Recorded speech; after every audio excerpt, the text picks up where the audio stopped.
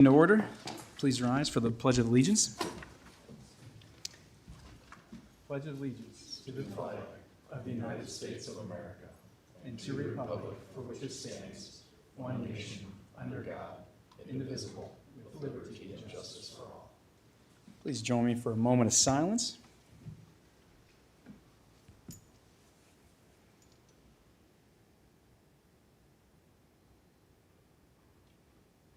Thank you. You can be seated.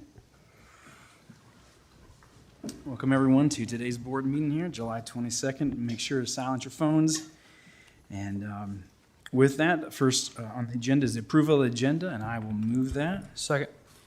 Motion by Bittinger, second by Nelson. Any discussion or changes? Hearing none. All in favor say aye. Aye. All opposed, same sign. Motion passes 5-0. Next up is the consent agenda. Items 2 through 6 constitute a consent agenda of routine action items to be considered by one motion. Items passed unanimously unless a separate vote is requested by a board member. Item 2 is approval of the minutes of the July 15th, 2025 meeting. Number 3 is approval of claims. Number 4 from Human Resources, Melissa Thomas, approval of a memorandum of personnel transactions. Number 5 from County Treasurer Tina Bertrand, approval of property tax refund on parcel ending in 8003 in the amount of $3,007. Item 6 from Board Administration, Karen James, it's approval to lift tax suspension for initials TS. And with that, that is the end of the consent agenda. And with that, I will move that. Second. All right, motion by Bittinger, second by Nelson. Any discussion? Hearing none. All in favor say aye. Aye. All opposed say same sign. Motion passes 5-0. All right. On to number 7 from Human Resources, Melissa Thomas. It's to approve the purchase of new office furniture and carpet for the Human Resources Office. Melissa Thomas, Human Resources Director. This is a follow-up to the CIP request I made earlier this year. We did go ahead and get the estimates that we needed for the furniture and also the carpet. This includes all desks, cubicles, file cabinets, shelving, all of it. So the total came to $38,357, and I'm asking you to approve this if you have any questions. All right. Ryan, where do you suggest take this out of? I would suggest using the 24 CIP funds. We can reallocate it for the courthouse purpose without any additional public hearings. Okay. And there is $90,805 available. Okay. Say that again, Ryan, sorry. There's $90,805 available in unspent CIP from 24. Okay. All right.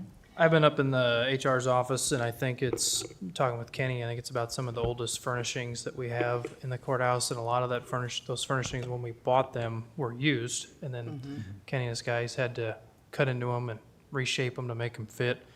So it's kind of a long time coming, I feel like, and it sounds like we're still able to take advantage of some discounted furniture prices from furnishing the LEC. Is that?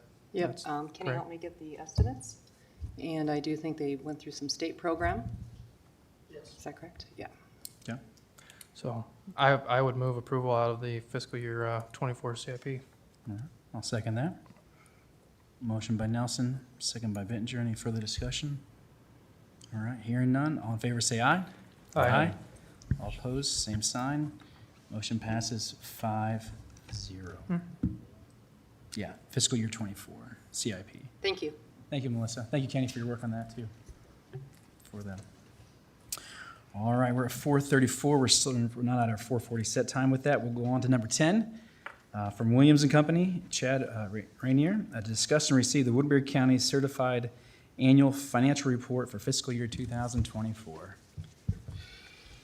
Good afternoon. That said, Chad with Williams & Company to present the June 30, 24 audit report. I believe that you all should have gotten a copy of it, and so just kind of go over it, and if you have any questions, then we can kind of go over those. So just from page 1, this is the transmittal letter that this is kind of management's basically opportunity to kind of just talk about the different things that are happening within Woodbury County, the different opportunities, different things happening within the government.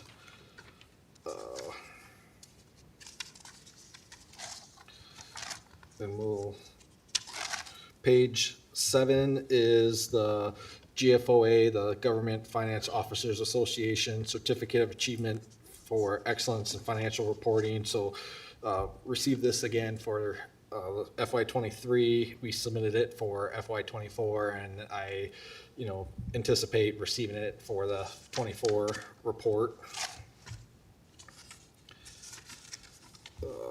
Then page 12 is the independent auditors report. In the second paragraph, it says, in our opinion, the financial statements referred to above present fairly in all material respects. So that's the clean opinion that always strive for. So you got an unmodified or a clean opinion for the audit. Page 15 is management discussion and analysis. So it's a lot of good comparative information here from 24 to 23. So kind of explains why the bigger things change. So that's just some good information there, because this is kind of a large report. So that might be a good spot to kind of skim over. Page 23 is a statement of net position. So this is a very high level statement. Can't really make management decisions off of this statement, but it basically shows what the county owns and what the county owes on a full accrual basis of accounting. 24, 25 is the income statement on a full accrual basis of accounting. So again, can't really make management decisions. But then page 26 and 27, this is the governmental balance sheet. So every fund is shown somewhere in this report. It's just that the smaller funds are included in the other governmental funds column. So then the larger ones here, the general fund, and then secondary roads, and then LAC authority. And then page 29 and 30 is the income statement for those same funds. One thing that I always like to point out is number of days, because I know there's been some discussion in reserves. And again, this is June 30, 24, but for the general fund, you had unassigned reserves of 102 days. But I remember last year, one of the requests from the board was to have a general fund breakout. And so we'll get to that, but that's in the back. And that breaks out because they have specific definitions for the funds. So there's about 11 funds that are grouped in the general fund, and we broke all those out in the back. And when I looked at just the general basic fund, that had 127 days. So there was even a little bit more in reserves when you just looked at the general basic. But again, we'll get to that. It's like 2/3 of the way through the report. Okay. Then page 32 is the balance sheet for the internal service funds, which is the insurance, health insurance and liability insurance fund. Page 33, the income statement for that, and then you got the cash flows. And then page 35 and 36 are the combined statements for the custodial funds, which they used to be called like the trust and agency funds. So again, those are shown individually in the back, but right here they're all combined. Starting page 37 is the notes to the financial statements. A lot of detailed information to support the face of the financial statements. I don't think there was really anything this year that I wanted to point out in there. It's all just detailed information. Page 65 going through 71 is considered required supplemental information. So you got the budget information, and then there's some IPERS and other post-employment benefit information there. So just some, again, required details. All right, Chad, we're at our 4:40 set time, Okay. so we'll bring you back up, Okay, yep. Thank you, sir. All right, with that, Our 4:40 time is here. We're conduct our first public hearing to amend the zoning ordinance to include nuclear energy facilities, nuclear waste storage, and related uses as allowed, or conditional uses in specific zoning districts such as the general industrial zoning district, while addressing prohibitions, public notification requirements, and necessary updates to the definitions and ordinance structure and related changes. So with that, I'm going to call up Daniel Priestley to come up, kind of give us a brief overview before we hear public comment on that. And so, Daniel, go ahead. Good afternoon, Supervisors. Daniel Priestley, Zoning Coordinator. Tonight's ordinance amendments are about the structure of the ordinance in terms of permitting potential projects. It is not about the permitting of a specific plant in any nature at this time. The Zoning Commission was tasked on July 2nd, 2024 by the Board of Supervisors. Supervisor Raddick at the time had the agenda item up before the board under the rationale, to our understanding, that the county had looked at solar, had looked at wind previously, and so nuclear would naturally be kind of another one to have a look at.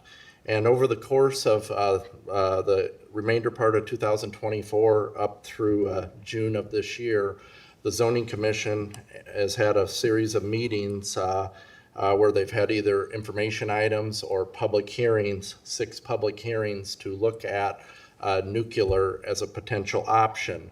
The Board of Adjustment also had informational items to brief them on where the commission was, as the commission is the recommending body to the Board of Supervisors. During the course of looking at this, we looked at it from various facets, including the fact that the Woodbury County zoning ordinance was put into place in 2008. We looked at various rationales that nuclear was not listed as part of the land use in 2008, but we know that nuclear technology existed in 2008. But it had a very broad category called electrical energy generation, parentheses, not including wind. That was designated as a conditional use permit in the general industrial zoning district, with all the other zoning districts having this be a prohibited activity. Based on that line item, if a developer were to bring an application to the county, we could technically look at it in terms of bringing it to the Zoning Commission and the Board of Adjustment, but it would leave it up to interpretation of technically what is nuclear. How do we define nuclear? So it makes it a little bit more on shaky ground, an insufficiency that we discovered in the ordinance. We also had, as terms of storage, nuclear storage, there's phrases such as chemical, gas, and bulk storage. Again, a bit of a stretch in terms of interpretation. And what I want to make clear for the public and everybody is that we have an ordinance infrastructure that is in place where the topic could come up, there could be a debate, a discussion, and consideration for review by the Zoning Commission and approval by the Board of Adjustment.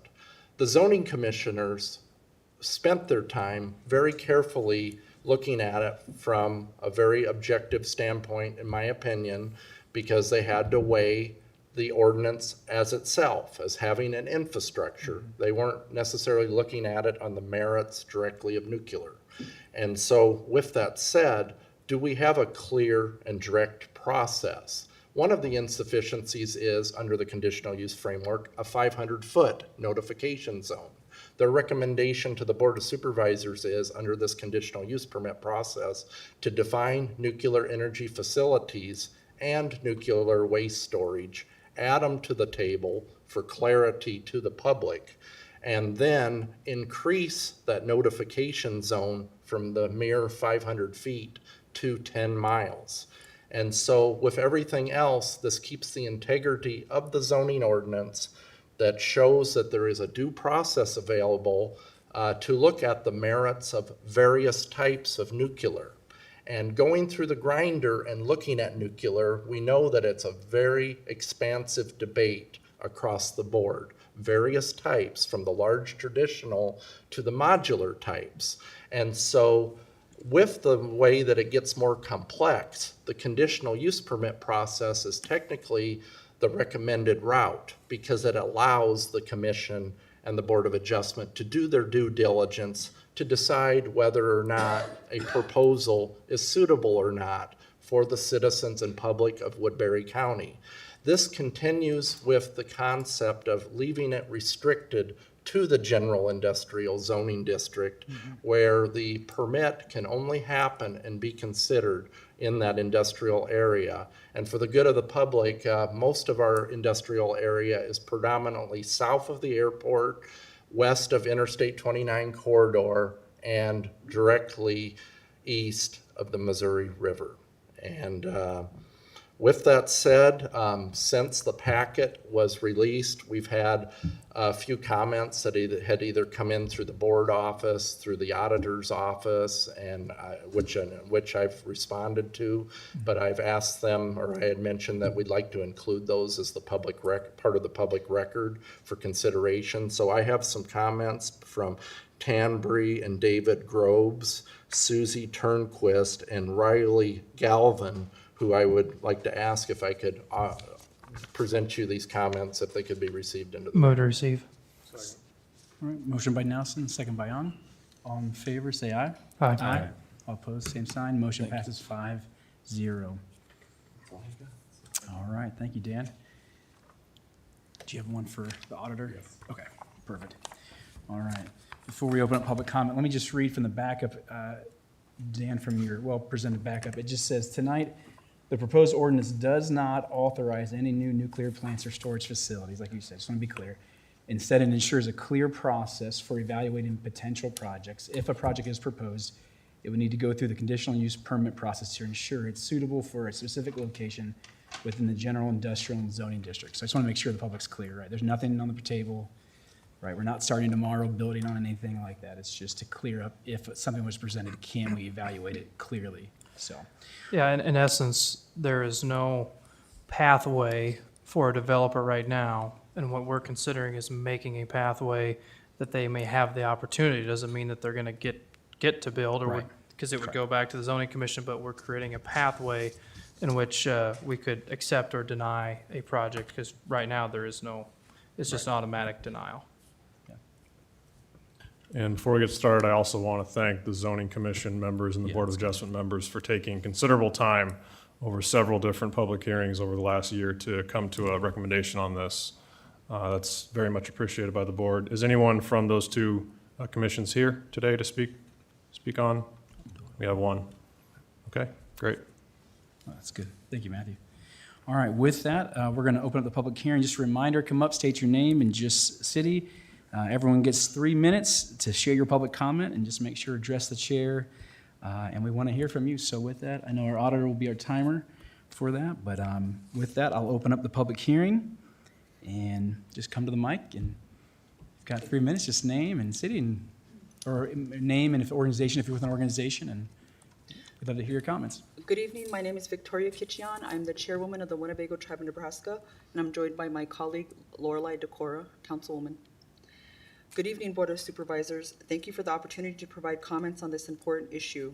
The tribe is deeply concerned about the proposed zoning changes that will permit and possibly encourage future consideration of nuclear facilities. In September 2024, the tribe expressed its concerns in a letter to the Woodbury County Board and requests that the tribe be added to your list of area government stakeholders so we may continue to ensure the tribe's interests are heard.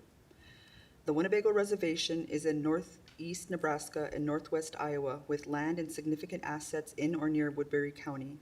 The river runs through our lands, and with recent return of land illegally taken by the Army Corps, the interest of the tribe in Woodbury County have only increased. We have submitted more detailed written comments to Mr. Daniel Priestley by email, and I printed copies for the board if needed, and I'd like to request that those be received by the board. Move to receive. Second. Motion by Nelson, second by Bittinger. All in favor, say aye. Aye.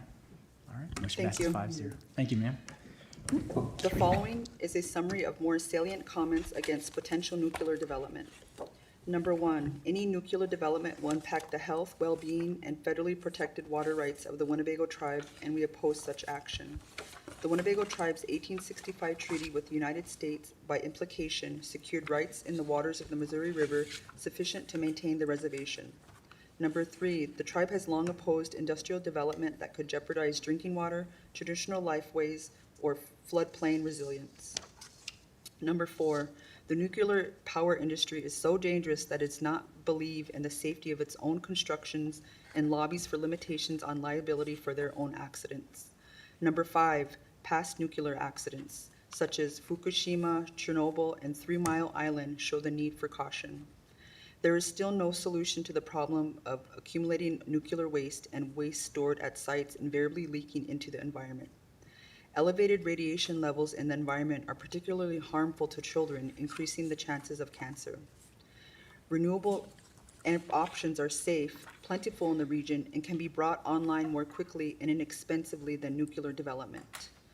The inflexible necessities of nuclear power management monopolize power grids, preventing expansion of more flexible renewable power resources in the same grid. The county falls within 100 and 500-year FEMA floodplains. As you know, multiple major Missouri River floods have occurred in recent years, demonstrating the vulnerability of this area to the water-related hazards. Potential cooling water withdrawal from the Missouri River could impact aquatic ecosystems and cultural water access. And lastly, any nuclear facility would have proximity to sensitive habitats, which have included multiple endangered species. The Winnebago tribe asks the board to reject the proposal to permit the potential development of nuclear power facilities. On behalf of the Winnebago people, thank you for your time and attention. Pinigigi. Thank you very much, Victoria. Thank you. All right. Anyone else? Please feel free. Come up to the microphone, just name and city, and come on up. My name is Rita Iverson. I live in Sioux City half the year and the other half year in California, on the Central Coast, halfway between LA and San Francisco. Within about 30 miles of us, there is a nuclear power plant. They have been working for about 20 years to get the power plant to close down because we're close to the ocean and we're close to a lot of people. Now, this plant, if it would ever come before the board and be approved, would only be 10 miles away from Sioux City. My understanding is that would definitely impact this town. And I don't understand why this is even being considered when across the United States, nuclear power plants are being closed instead of opened. You have lots of sun here for solar, you have lots of wind, so you have varieties of ways that you can generate electricity. This seems like going backwards instead of forwards. All right. Thank you, ma'am. Anyone, just come up to the mic. Yep. Yeah, I'm Bob Fritzmeyer, and I live here in Sioux City, and I know some of you seen me before, and maybe some of you that have seen me before are saying to yourselves, "Oh, this guy again." But No, you're welcome, Bob. We're glad to have you here. well, thank you, and thanks for being here to listen. I wanted to kind of speak from a perspective of my faith. And I know, as a person of faith, I'm a flawed person of faith, but I'd still like to speak from that way. And, that I believe the Creator has given us the sun, as Ms. Iverson mentioned, the sunshine and the wind, that they're out there today. It was nice to have the breeze that getting out of the car. And, of course, the sunshine has been plentiful this summer. And I'd like to just talk about comparing these with the nuclear that is being considered today. For instance, cost effectiveness. Wind and solar have been shown to both be more cost effective than nuclear. And there's also as sources, the sources are readily available. I mean, they're here every day, pretty much almost every day. And of course, there are days when the wind is not there and the sun is not shining, but there's battery storage. They're improving storage technologies that are really helping now.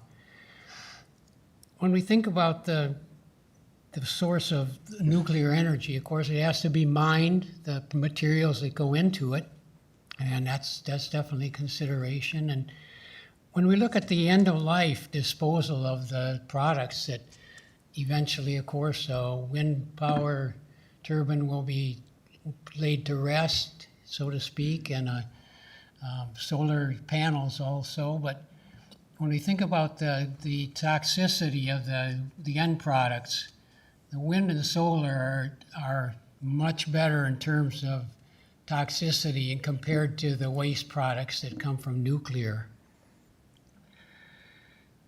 I would highly recommend that you please seriously consider easing the restrictions that are now in place for wind and solar here in Woodbury. I know of a farm family who would like to put in a solar installation, and they're agrivoltaic installations on some farmers' land somewhere else in this country where they're actually growing crops underneath the solar panels, and their livestock can graze underneath those panels. I think our children would like us to seriously take seriously the consideration, the decisions we're making today. And you have a lot of power, and our Creator is putting responsibility on all our decisions. So I'd like to see the children 20 years from now to look back and say, did those supervisors make a decision based on wasting those gifts from God or using them wisely? Thank you, Bob. All right. Anyone else? My name is Brianna Goma. I'm from Des Moines, and I'm with Sierra Club Iowa chapter. First, I want to say thank you so much for giving the community the opportunity to speak and voice their opinions. The proposal to allow nuclear power in Woodbury County raises major concerns about safety, public health, water use, and long-term cost. Let's be clear, nuclear is one of the most expensive and taxpayer-subsidized energy sources available. It also carries unique risks, including radioactive leaks like tritium concentration in the groundwater, which no zoning code can fully prevent. If something goes wrong, we all pay the price. At a minimum, nuclear power should not be permitted to use. It should be conditional, requiring strict case-by-case evaluation, and it must be kept at least 10 miles from homes, schools, and hospitals. That's just common sense. If something goes wrong and radiation is released, everyone within 10 miles or more of the plant would be expected to evacuate. Now I want to focus on why these zoning changes are happening in the first place: to support energy demands of large data centers. But we have to ask, is this something that we really want to go in the direction of? Data centers are notoriously water intensive. A typical factory can use hundreds of thousands, sometimes millions of gallons of water per day, depending on how it's cooled. That water is often discharged hotter, chemically treated, or evaporated and gone from our aquifers. And our aquifers in the first place are not greatly monitored by the Iowa DNR, so who will protect rural wells? Who will prioritize drinking water when the next drought hits? And let me ask this, and I would love answers in the future public hearings to these questions. How much water will be required per megawatt of power to run these data centers? What happens to the water after it's used? And why are we planning to meet the needs before studies have been impacted on their own?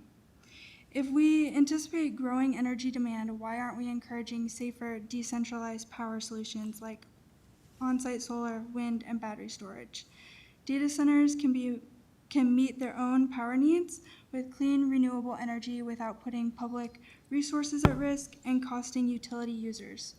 Before changing the zoning code to accommodate nuclear or large industrial energy use, the county should conduct a thorough impact study on groundwater, air quality, local infrastructure, and long-term costs to taxpayers and ratepayers. We all want smart development, but that means development that respects our health, our land, and our future. Thank you so much. Thank you.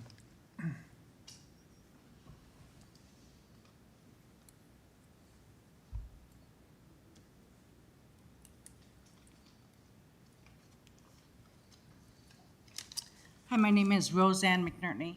If you can't hear me, raise your hand. I can talk louder. But I do have sort of a Boston accent, even though I'm from here. I was a nurse for over 40 years, so I always try to do my research.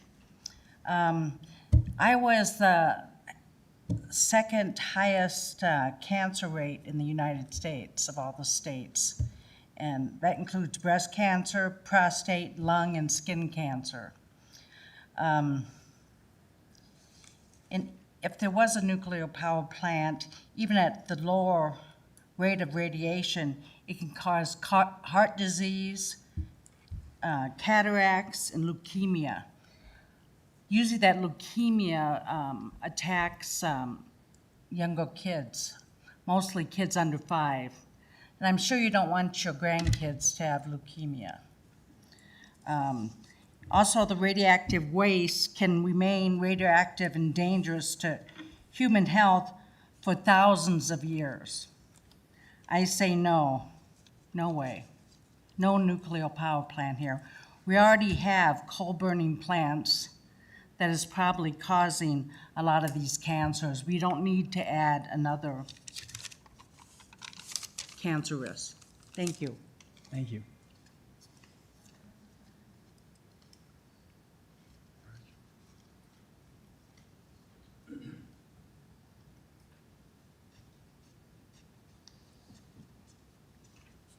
Doyle Turner, 2738 200th Street, Mobile. I would just like to clear up some things.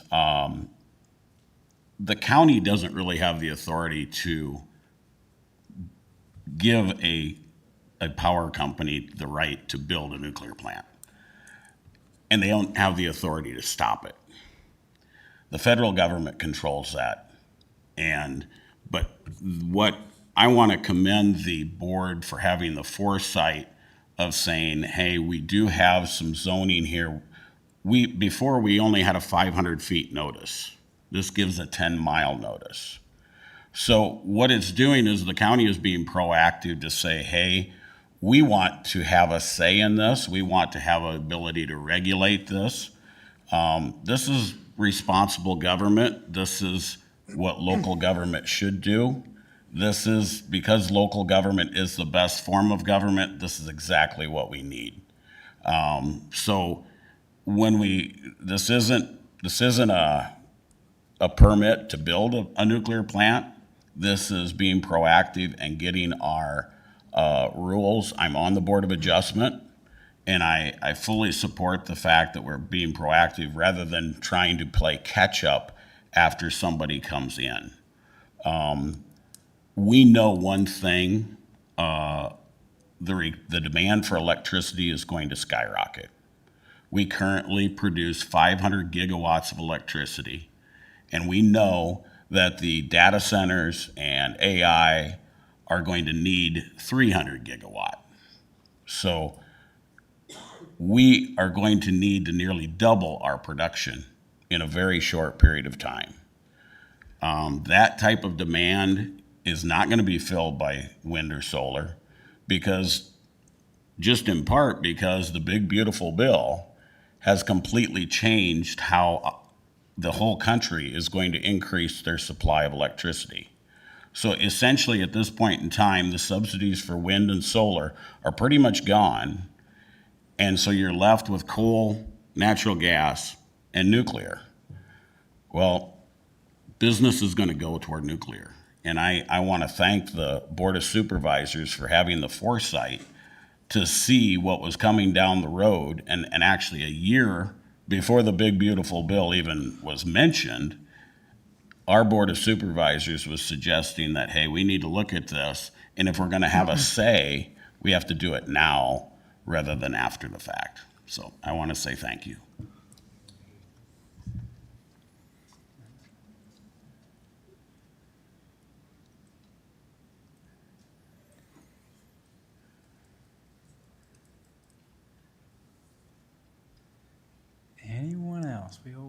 love to hear from our wonderful citizens.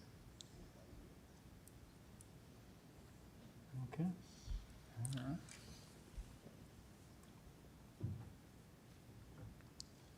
We don't want to belabor the moment, but Well, seeing no other comments, I would move that the public hearing be closed. Question, sure, we would take a question. I only heard about this meeting. oh, can you come to the microphone, please? Yep. Just so we can hear, everyone can hear you and it's being recorded. I only heard about this meeting when I was at lunch at Pierce Street on Tuesday or Wednesday. This is the first I had ever heard about this happening. I have the feeling that the public doesn't know this is going on. What have you done to let the public know? Has it been on TV? Has it been in the newspaper? Has it been online? Has it been on the internet? Okay, so you're letting the public know. Because when I asked people today, everyone I asked, when I told them I was coming to this meeting, they said, I don't want nuclear, very definitely. Right. And one person said, if they put nuclear in, I'm moving out of state.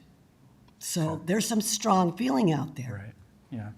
Dan, you want to answer that question? I'll let, yeah. Mr. Priestley, yeah.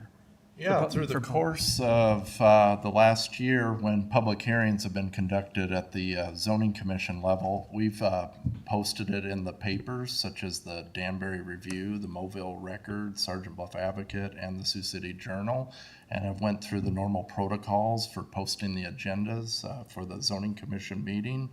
And one of the things for sure is that's why we held so many meetings, was the idea to try to get people there, to increase the involvement there. And we followed the same protocols that we did with the solar as well.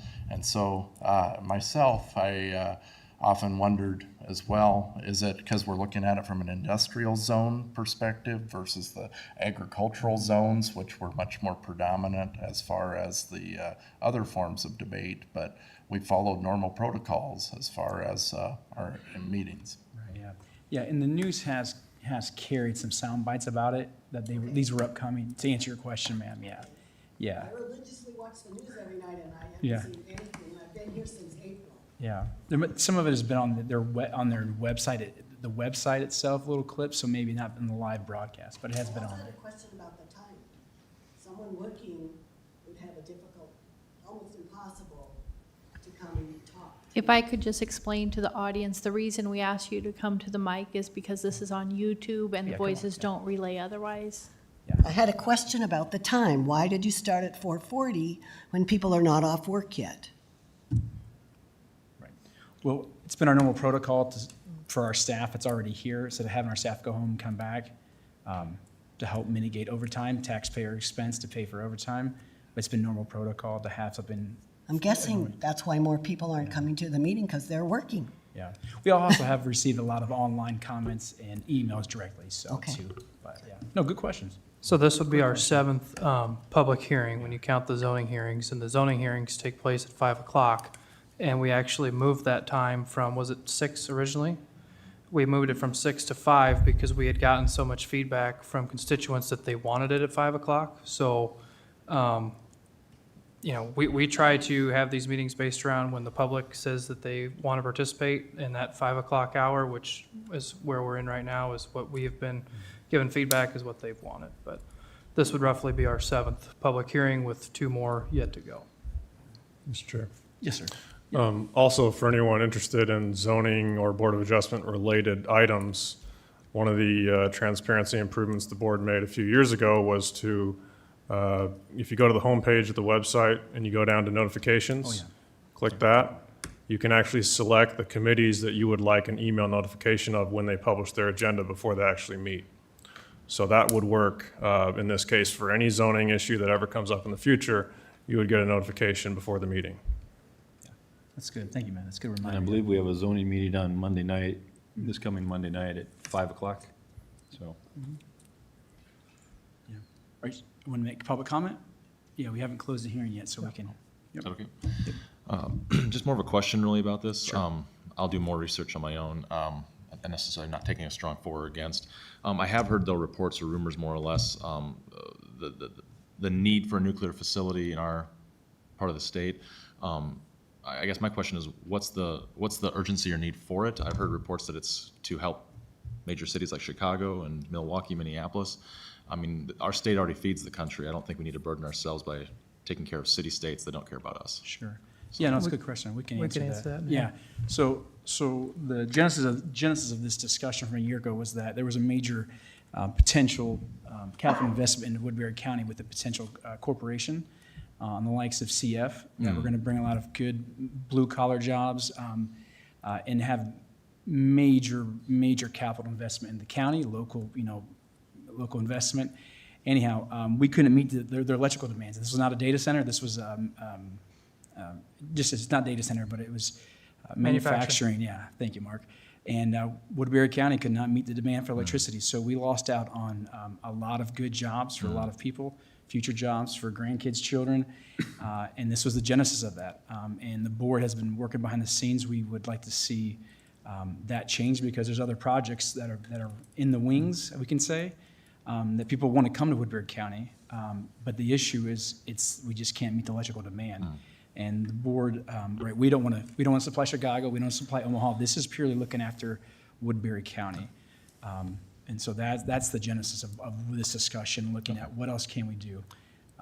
And along those lines, Dan, if I can just jump on, yes, sir. is that we understand that regardless of whether you're for or against coal, the politicalization of coal it makes it a tumultuous industry for people trying to generate energy from that. And we understand that the coal plant here in Woodbury County, most likely in the next 10 years, is going to be phased out. Right. So then what?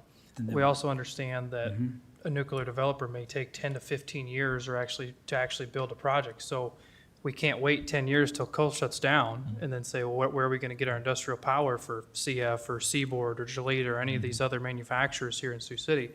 And so I appreciate the question, but this would be merely looking out for Woodbury County and our industrial power demand. And if you look at why Sioux Falls has just exploded relatively over what Sioux City has done in the last 10, 15 years, they have cheap power and good tax policy. Yeah. And now that's coal up there. And so I'm not trying to say coal's the right thing or not, but when it comes to this heavy industrial, you have to have cheap power and you have to have a lot of power. And we lost out on a pretty big capital investment here in Woodbury County that would have been life-changing, and it was related to power. And so I think that if we can hope to have something in the next decade, we kind of have to start now and show that we're potentially open for business. Because Mark, remind me, the power this corporation needed was our total capacity output for all of Sioux City. Oh, wow. Yeah. Okay. And it was manufacturing. It wasn't a data center, it wasn't AI, it was manufacturing. Manufacturing. Nice. And they loved it. They loved the community. They loved the culture. They loved the county, the people. They loved the policies, the board, and they wanted to come here, but we just couldn't meet demand for power. That's all. I really appreciate that. Thank you. Yes, sir. Yep. Okay. All right. We still. I had a motion, I think. Yeah, you had a motion. Yep. You comment, Matthew? Second. Okay. All right. Motion by Nelson, second by Ung. All right, any discussion? All in favor, say aye. Aye. All opposed, same sign. Motion passes 5-0. And the public hearing is closed. Thank you for everyone for coming. As always, we've got we have 2 more weeks of public hearings, and so of course we always want to hear from you. As always, if you go on our website, you can email any of the supervisors or Mr. Priestley, our planning director.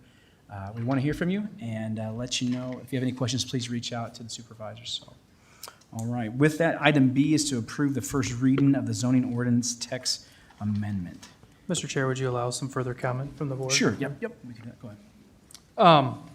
So I just wanted to address there was kind of some questions in with the comments that we had from the crowd, and I think that a lot of this kind of comes down to the renewables versus industrial sized power. And as Director Priestley talked about, we went through a lot of processes with wind. We've gone through a lot of processes, or over a year long process with solar. And we've heard the term traditional nuclear tonight. We've heard the term modular, and I think we should kind of differentiate a little bit. So when we talk about traditional nuclear, you're talking about like a Fort Calhoun plant in Nebraska or Lost Island up in Pennsylvania, these big giant facilities. What's changed in the nuclear sphere is that they're moving to a modular system where they can kind of create and size it to what the demand is. So we're talking 50 megawatts up to 300 megawatts, and you get down to some of these smaller reactors, they're literally self-contained in the size of a shipping container. And so like a 300 megawatt would probably fit in this room. And to put that in perspective, when we talk about some of the renewables, there was a projected wind project here in Woodbury County that was going to be 300 megawatt, and it would have required 2,500 acres of land, and it would have required 40 acres of lithium-ion batteries, and it still wouldn't have been able to power industrial applications like CF. So when you look at the footprint of what some of the offerings are, take wind, for example, a 300 megawatt project, you're probably looking 100 to 150 wind turbines spread out across the entire county. You're going to have transmission lines all over heck. The footprint of some of these are so large, and then at the end of the day, they still can't power industrial uses. And last week, the CEO of Google announced that they are purchasing 2 hydroelectric dams in Pennsylvania, are going to repower them. And he talks about, and there were some questions about data centers and some of that kind of stuff, but they talked about the demand for AI, that it cannot come from renewables, the power. It is so massive, it's so large, and I'm not saying I agree with it, or data centers or anything else. I understand the water usage, but the demand is there, and that power can only come from hydroelectric, nuclear, natural gas, or coal. We've talked about the issues with coal a little bit. Hydroelectric is probably not an option here unless someone's going to dam the Missouri, but I don't see that one happening. So that leaves natural gas, which we do not have in abundance here. Correct. Yep. So that leaves nuclear. And so we are just trying to be mindful and realize the situation that we're in and the kind of power that we need to not only power what we have now, but to try to sustain any type of growth. And I think that a small modular nuclear that may make 100 megawatts or 300 megawatts would be a great fit, and actually size-wise would even fit inside of one of the Port Neal facilities that we have now and really wouldn't require any infrastructure change. Right. And so I think that's, and I can't speak for the rest of the board, but for me, am I all in on a full-blown Lost Island nuclear plant? No, I'm not. Right. But as a 300 megawatt little nuclear plant that would fit in here that uses spent fuel rods, and by the time they're done, those spent fuel rods are almost not even radioactive anymore, I think that's a really great thing. And so that's, I think, really what we're talking about here is creating a pathway so that those modular type nuclears would have a chance to come to Woodbury County, and the public could weigh in whether we approve it or not approve it. Right. But the reality is that if we lose our coal plant, if we continue to lose coal plants across the country, we will not be able to power some of these industrial applications that feed us, manufacture our goods every single day.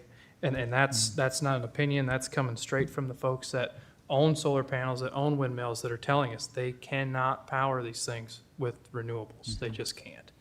And lastly, I'd like to point out there was something about that we have to mine for materials for nuclear. I would challenge you to find out what's in a lithium-ion battery or a solar panel, because that is some of the rarest earth metals on planet Earth. And they're not even sure that there's enough to even meet the supply in the next 10 years, let alone 100 years from now. So unfortunately, any of this energy is a dirty business, and so we have to kind of walk on eggshells to figure out what fits best here. We hear a lot from constituents, we don't like renewables. We hear from constituents, we don't like coal. To me, this kind of seems like a middle ground. Right. Thank you. In this, go ahead, Matthew. Yeah, and based on the size, the smaller size of modular facilities, we don't want a situation where we don't have an ordinance, and so there's some disagreement on whether or not they need to go through a conditional permitting process and just pop up somewhere else. So that's a consideration too. And also, this is just, I'd say this is more about, it's not necessarily saying yes to a reactor. It's saying, you know, but if we don't update this ordinance with some glossary of terms and different things like that, we are saying no in advance to future development. Right. Which we've already lost out on, so. Well said, yeah. Right. Yeah, these light water reactors usually 10 to 15 acres. You said it, Mark, use already spent fuel, which we have here. People don't know in Iowa, we have enough spent fuel storage in Iowa, nuclear fuel, to run for 50 to 70 years. Really? Yeah. And so we won't have to, like you said, we don't have to mine, we don't have to go out of state for anything. And so, but no, good comments, yeah. I think too, like we said, this is if we have a developer come to us. There's no one in the wings waiting, we have no one knocking down our door, we just want to be proactive. I've stated to a couple people, but a couple weeks ago, the Simcoe 60th anniversary, Debbie Durham was here from our economic, development of Iowa, and she is just saying that Woodbury County is, to her knowledge, and what the state of Iowa is hearing, we're ahead of the curve regarding most counties, even in America, looking at this regarding what is future energy demand. Not saying, I agree with you, Mark, good statement, right? We're not saying we don't want 3 Mile Island, we don't want these big plants, but how do we produce the energy if there's a new technology there that is safer, cleaner, more reliable? But it's something we're looking at, but it's necessary. It's not guaranteed, right? So it has to be approved, can still be shut down. And I think certainly for many people don't know, and I certainly didn't know until I was, got more involved in this process, but how many jobs are down at Port Neal in the coal plant? And not just Mid-American employees, but how many contractors that are doing work there, how many union jobs are there. And then because of that power supply, we can power all these other industrial companies that also have not only a lot of employees, but they're using union trades, they're using subcontractors that are coming in there. And so this is a huge spider web of employment that is around this plant. And so I think realistically, not only would we lose the plant, do we lose out on potentially any new business, but we would lose a lot here as well. A lot of jobs would be affected. And a lot of these folks live out in my neck of the woods that commute to Sioux City every day. And so I think that I'm very proud of this board and of the zoning commission that we're trying to be very proactive about how can we not only sustain Woodbury County, but how can we grow it. Right. And I think too, it's about the coal plant. It's not if, it's when it does shut down. I mean, we've already been given statements that that's coming down the railroad. And I think to answer, Bob brought up the faith, point. I mean, we've got a farmer on the board. I mean, I'm pretty sure you don't want to see the land destroyed. Absolutely. You're a generational farmer, myself as well. I think the rest of the board, Kent's farmed, and Dave, rural. We want to protect the land. And so I definitely think our board will do everything in our power to make sure. I think there was one other thing that we didn't discuss in this is the nuclear waste storage. And that nuclear waste storage can either be interim or permanent. And that was one thing that we had on our sheet, but we didn't really talk about it that much. And those storage units, it's like an upright cast storage unit. It looks like maybe a short grain silo. They're about 14 to 18 feet tall. And so that's something that we also have considered to have in Woodbury County as well. So.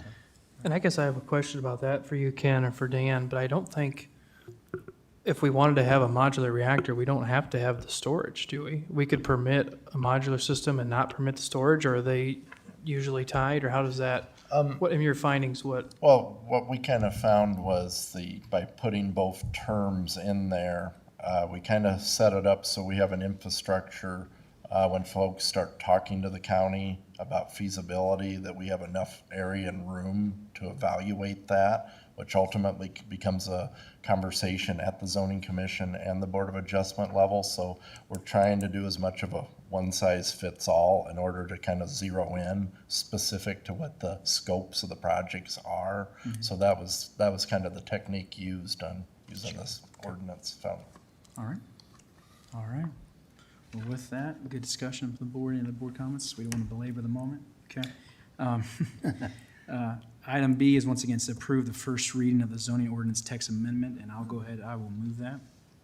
Second. All right, motion by Bittinger, second by Carper. Any further discussion? All in favor, say aye. Aye. All opposed, say nay. Motion passes 5-0. All right, that brings us on to item number 9 for planning and zoning. Dan Priestley again. It's conduct first public hearing to amend the zoning ordinance to comply with Iowa Senate File 592, signed into law on May 1st, 2025, which mandates allowing at least one accessory dwelling unit on lots with single-family residences and prohibits certain restrictive regulations necessitating updates to sections like the land use summary table, lot requirements, and number of residential structures. So Dan, just quick, if you want to give us a... Yeah, very briefly, this is a response to the state legislature's action to put a requirement in that counties shall not infringe upon the ability to install a second dwelling. Up until now, we've had a restriction on there for relative or worker through a conditional use permit process and an evaluation procedure. And I think in response to housing concerns kind of nationwide, things are kind of going this way. And the way that the state law was written, that's in effect now. But so this is much more a mechanism to make our ordinance more compatible and not to mislead. If your ordinance says something that's restrictive that's really allowed, then that can be problematic. So the goal is to remove the references to those restrictions and the conditional use procedure. And just again, for the good of the public, what the second dwelling now entails is 1,000 square feet or 50% of the size and square feet of the existing dwelling, whichever is greater. Okay. All right, thank you, Dan. With that, we'll open up the public hearing for this item. If you want to come speak for this, please come to the mic, and it's just name and where you live. And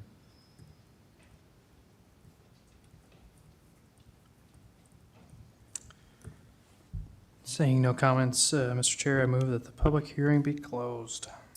Second. all right, motion by Nelson, second by Dietrich. All in favor, say aye. Aye. All opposed, say nay. Motion passes 5-0. Item B is approve the first reading of the zoning ordinance text amendment. And with that, I will move that. Second. Motion by Bittinger, second by Nelson. All in favor, say aye. Aye. All opposed, say nay. Motion passes 5-0. Thank you, Dan, for your work on this. All right, back to number 10, Williams and Company. Chad, come on back up. All right, continue our discussion. Yep. Yep, sorry this isn't quite as entertaining or interesting as nuclear, but I'll try to do my best here. So I think we were. Chad, were you here during the windmills last year? No, I was not. Okay. So. There was somebody else that had to sit through that. I'm trying to remember who that Okay. was. Yeah. Yep, I missed out on that one. So yeah, going back on page 72. So this was the balance sheet items for all the smaller fund items then that were grouped together in one column in the front. And then that went on for a couple pages because there's quite a few smaller funds. But then page 78 is the income statement for these funds as well. And then, so on page 84, this is the new statement that we created that broke out the different items that were grouped together in the general fund. So we had the first one, general basic, and then the second one's general sup. But then you got gaming revenue, state tax credits, American Rescue Plan Act. So the ARPA funds are being grouped with the general fund. Mental health, that's like the new mental health fund because of the changes that the state made. So there's still some kind of like activity running through it for mental health purposes, even though it's not being funded through the county anymore. But so that gets grouped there. And then Sheriff Training Center, Sheriff Commissary, Sheriff Room and Board. And then the Auditor's Office has an account.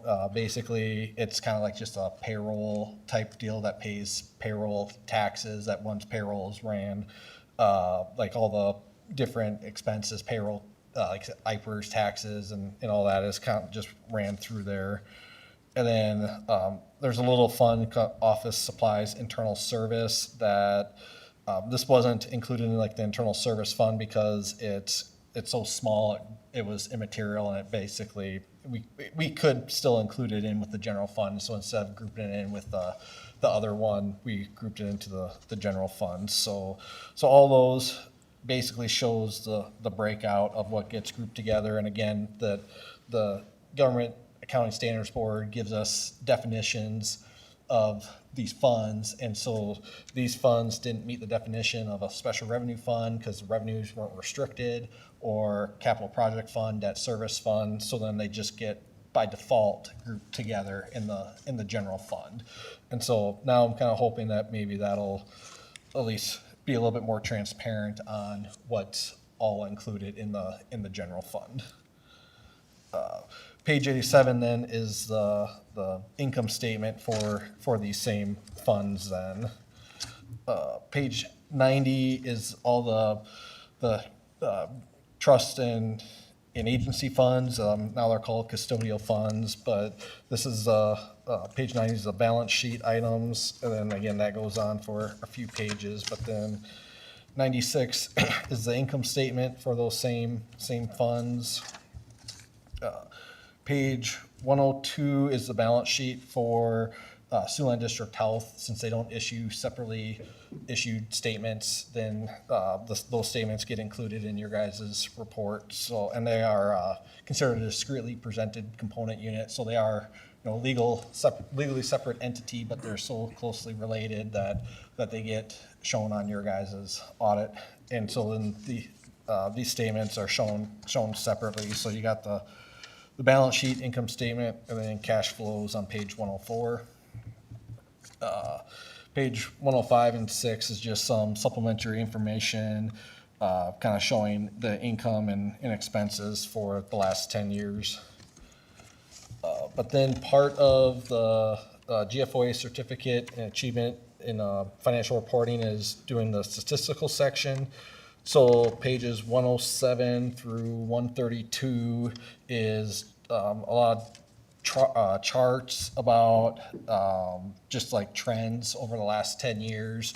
So I really won't kind of go over that too much detail, but there's just a lot of good information here for you to look at that kind of, you'll be able to kind of see different trends. And then page 133 going on to 135 is the schedule of expenditures of federal awards, or the CFA. So this shows the total amount of federal awards spent, and it totaled about $13.1 million, which is probably the largest it's been for you guys since I've been auditing. And but the majority of that, 10.1 million, is from ARPA. So all the different ARPA projects that were spent. And I know I'm not sure where it's sitting at now, but I think, there's still a little bit left at June 30, 2024, and that needs to be spent by December 31, 26. So it's got a little bit of time yet, but that will have to be all spent by then.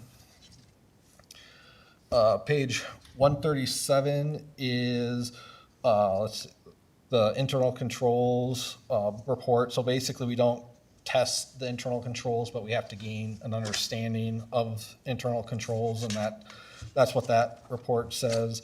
But then on page 139 is our report on compliance for each major fund, or excuse me, each major program for single audit purposes. So again, we tested the ARPA program because it was so large, the 10.1 million. And so then this report is basically stating that we did test internal controls related to that program. And then page 142 is our schedule of findings.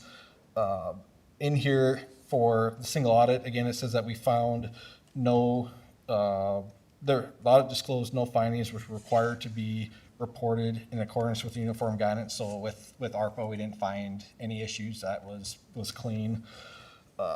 One finding that we had was material adjusting journal entries. We have this every year, that you have one journal entry, you have this finding. And so, nobody's perfect. 95% of our clients have this finding. So there's, I have no concerns regarding this. And then I think, I guess page 145 is just that you have to include last year's schedule of findings. But otherwise, I think that's pretty much it. Are there any questions? Questions by the board? Ryan, any questions? Very good. Okay. So otherwise, I think that's all I got then. Okay. All right. Thank you, Chad. Yep. Thank you. With that, we will, I'll move to receive the Woodbury County Certified Annual Fiscal Report for fiscal year 2024. A second. All right. Motion by Bittinger, seconded by Dietrich. All in favor, say aye. Aye.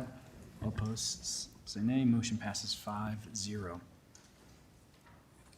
For item number 11 from County Treasurer Tina Bertrand, information discussion regarding ATV ordinance. With that, Tina, you got the mic. Good evening, gentlemen. Tina Bertrand, Woodbury County Treasurer. Really just wanted to bring forth, I know I sent out some emails and stuff like that. We do have an ordinance for ATV use in county. A few years back, the state revised through DNR the ATV usage throughout the state, and it impacted county roads and fees and things like that. The ordinance does not specifically address county's ability to actually charge or have a county permit with a fee. It does specifically address a city's ability to do that. Our ordinance was set up in about 2019 time period, and at that time we actually had a county permit, and that had a fee to it, and it was $25. Since then, we've kind of just kept status quo. We are one of 4 counties that is still charging the fee. We've gone through, we've tried to actually look at the new code to find out, what some of the changes were and how they actually aligned with our ordinance. And really what we've come to is this past legislative session, the DNR did present change in legislation to specifically address the county's ability to charge a permit fee. That has not passed the session. It passed the House, but not the Senate.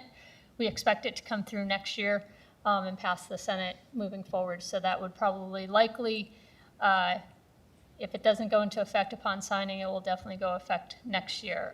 Really, the county does not actually collect a lot of money on it. We budgeted $6,500, so the impact is very small.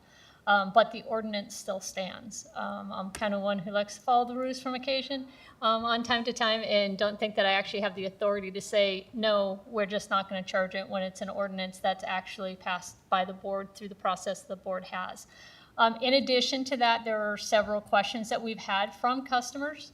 The one that really stands out that everybody is concerned with is 35-mile-an-hour requirement or limit, that they're not allowed to drive any more than 35 miles. So we've had a few residents say, well, if I buy that county permit, does that mean I can go faster than 35 miles an hour?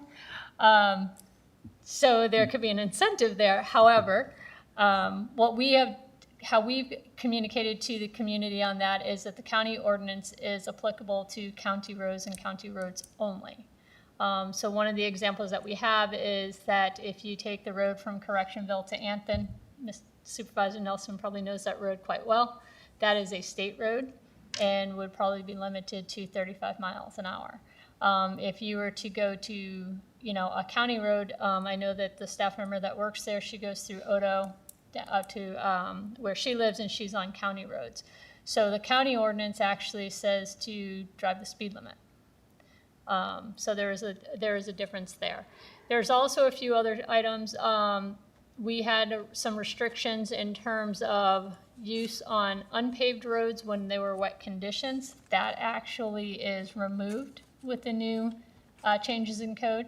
However, there is a section that requires the county to identify what paved roads an ATV could be used on. So there's kind of enough there that it warrants, in my opinion, it warrants at least the discussion to maybe take a look at that ordinance and align it a little bit more closely with what the new code says and how that works. And really, it combines 2 different code sections. One is the DOT, so that's code section 321, and the other one is DNR, and it's actually embedded in the 321 code. So it's very similar to the one that we were just talking about on those accessory dwelling units. Again, just trying to maybe align our ordinance to eliminate any kind of confusion out there.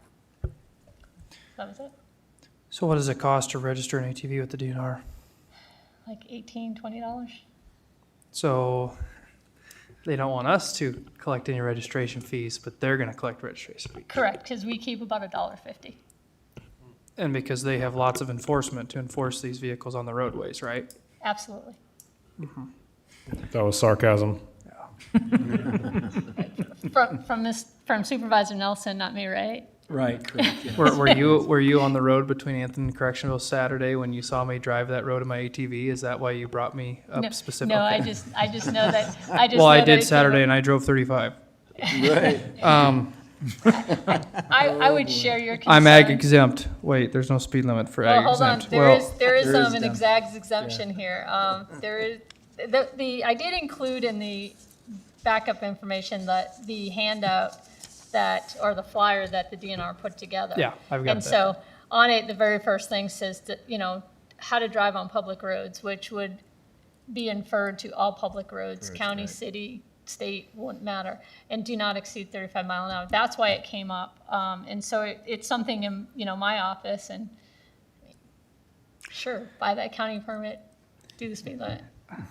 I have opinions about the Iowa DNR, but I'm going to, anyway, I'm not going to say anything. I'm going to behave. Tina, I mean, you and I have talked about this before, and, what gets my goat is that, I was all for, Woodbury County was a county that legalized ATVs on the roads, one of the first ones in the state before the state kind of opened it up. And I remember pushing supervisors, and Mark Nair at the time was adamantly opposed to it, but I thought it was a great thing because lots of people buy these things, they want them, it's tax revenue, it's all great things, but they use the road, and they use the road not much different than a car. And as someone that drives thousands and thousands of miles of gravel roads in this county every year, you can find spots where there's lots of ATV traffic, and the way that those wheels are geared and how much torque they have, they rough up the road something terrible. So it does cost taxpayers money to go out and maintain those roads that have ATV traffic, no different than any other vehicle. And so I support a registration in Woodbury County because we can take some of that money and we can put it towards roads because they're using it, and they're, a bicycle, is that gonna wear down the road? No. But when there's a poker run that goes from, Smithland to Correctionville by my place, and there's 60 of them in a line, like, you darn right, they're using up infrastructure. And so, to me, I'm not gonna be in favor of pulling this until we're forced to, because if anything, I just wanna be obstinate to the state and to the DNR, because I think they're wrong. I think they're wrong on this. I think it should be up to us to set the speed limit. What's funny is we have to go through all these hoops to adjust our speed limits for any sort of motor vehicle, and then the DNR, who has nothing to do with motor vehicles, all of a sudden is now the speed enforcer. I don't know when this happened, but anyway, I'm maybe the only one on the board, but that's my opinion, is that they are using our roads. It's $25. I don't think the DNR should have anything to do with it. And so I'm gonna just need to talk to state legislators.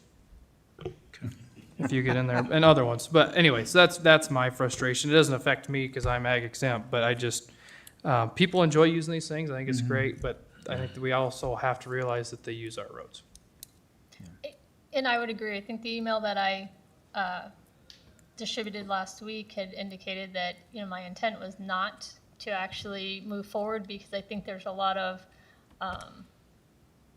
confusion out there in terms of it.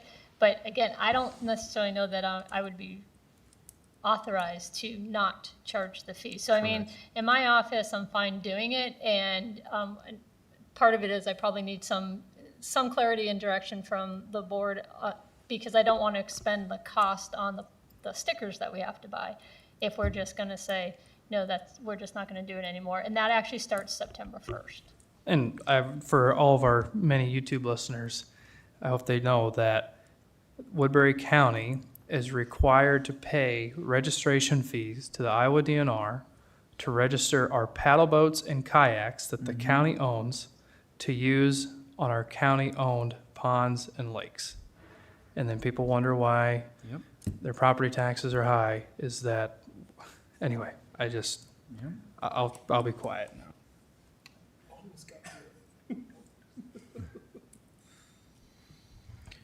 Joshua, has Supervisor Nelson opened himself up to any legal ramifications, like being hauled off in the back of a DNR vehicle? That's a personal issue between him and the DNR. Okay. Any other discussion? No. I think continue on until we change course, Okay, Yeah. thank you. Thank you, Tina. I think part of our health insurance does cover therapy sessions, Mark. So if you need call that number on the back of the card. Show me on the doll where the Iowa DNR hurt me, right? Yeah. All right. Moving on here. Number 12, juvenile detention, Ryan Weber. Approved contract for the state of Nebraska to house youth in the juvenile detention center. The one and only Ryan Weber. Here it is. Ryan Weber, juvenile detention. Did you guys decide the order by last name initial, or how does it go? As much as I love debating nuclear energy with ladies from California and ATV usage in Mobile. I just need approved Nebraska contract. We do it every year, just an approval. Sure. That's it. Okay. I would say, Ryan, is that we hardly see you at meetings. We hardly hear from you. We just want to verify that you come know, to that the you city work. council meeting and see me there. I'm teasing. Matthew's the only common denominator here as far as been here every time I've been put last, so maybe he's got something to do with it. All right. No. Any issues with the contract? Everything No, the it's same? been going great. They pay us $204 a day. We don't even set the rate for them. Nebraska pays more than Iowa, so we get to go by the Nebraska rate. They've brought in over 100,000. Polk County's brought us over 100,000 this last year, so Wow. it's going good. Okay. All right. I'd move approval. I'd second that. So motion by Nelson, second by Bittinger. All in favor, say aye. Aye. All opposed, say nay. Motion passes 5-0. I'm gonna go drive my Razor around now. Thanks for Make sure you got a DNR. DNR permit on there. Can we get the sheriff to keep eyes on this guy over here? Yeah, make sure. All right, thanks, Ryan. All right, now let's keep moving on here. Number 13, reports on committee meetings. All right. All right, seeing none. Move on to citizen concerns.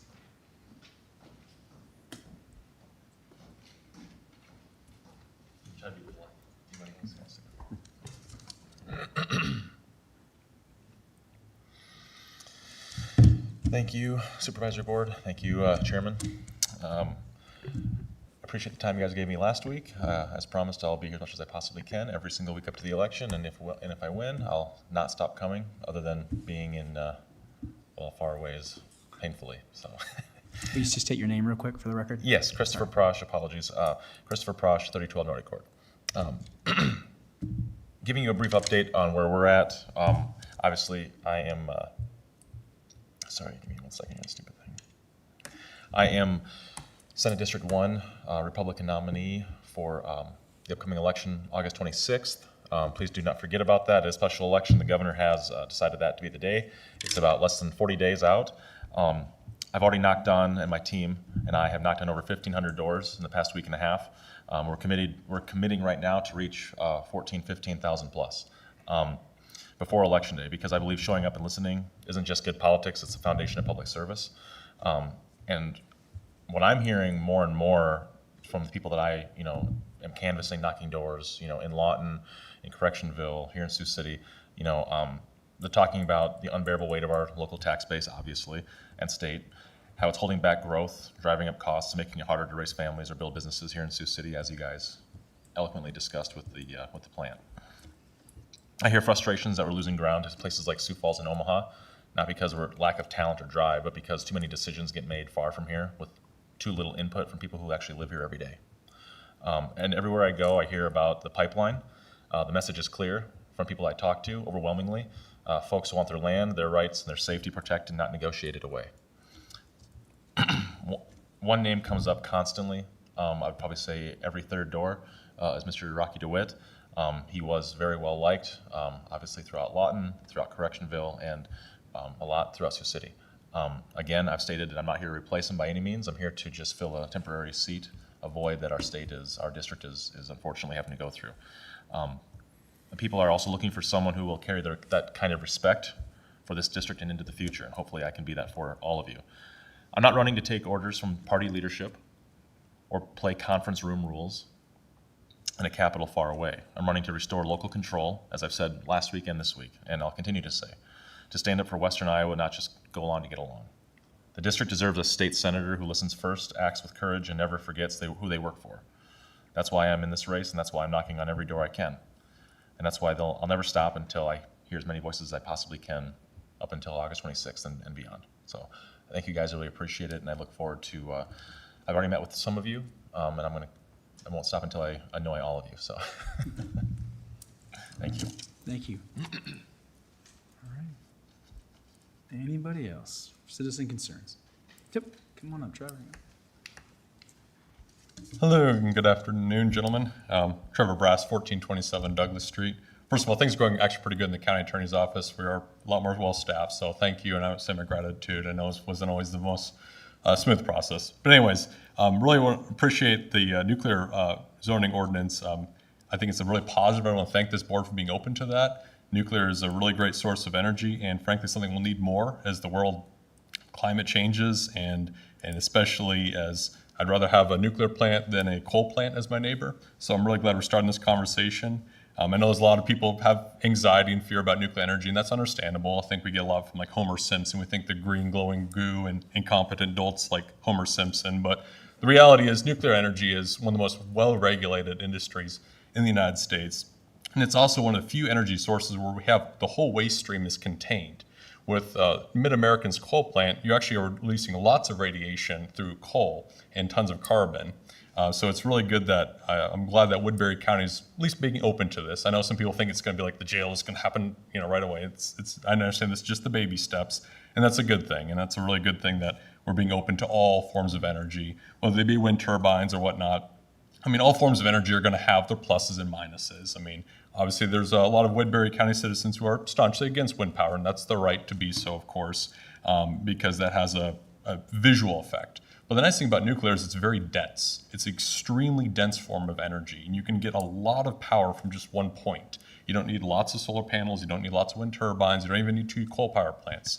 You can just have one reactor that can displace a ton of energy. So thank you for being open for that. Thank you for this board for considering this and getting this process started, because nuclear does have a play to keeping the United States secure, clean air, and energy independent. Thank you. Thanks, Trevor. Yeah. All right. Anybody else? Okay. All right, not seeing anyone else, so we'll move on. Board concerns, number 15. Woodbury County Fair starts next Wednesday, runs through Sunday. I'd encourage anybody to get out there and check it out. They've got a lot of great activities during the day. Also, some fun grandstand events at night, where there's a rodeo. Sounds like Dan Bittinger's going to put on his boots and go one of these nights. They got a concert Friday night, tractor pull. There's something for everything, but I think what's neat is to walk through, and if you can see some of the livestock, or if you can see some of the 4-H exhibits, there's kids all across the county that put a lot of work into this. And then not only that, you've got a lot of adults that volunteer a lot of time, whether it's leading a 4-H club or teaching an FA chapter throughout the whole year, and putting on the fair as well. If you're a foodie, there's lots of great places to eat out there. I'm not biased whatsoever, but the best place to eat is at the Immaculate Conception Food Stand. They are the best breakfast place on the fairgrounds. They're the only breakfast place on the fairgrounds. But you can, I hope that you come find me there. I'll be working Wednesday through Friday for sure in the morning serving breakfast. I think even Supervisor Dietrich is going to make an appearance. There'll probably be a line to see him. So if you kind of see, there might be 2 lines, like a line to see Dave and a line to get food, come to the food line. But hope to see you out at the fair, and hope you come and enjoy. Along those lines, Mr. Chair, I may need to call into the meeting next week. My kids are entering their livestock projects, and its entry time is basically the same time as this meeting, but I think that if I call in for at least the first part, I can still get those calves entered. So I may be calling in auditor's calf. So otherwise, thank you. Okay. Any board concerns? Hearing none.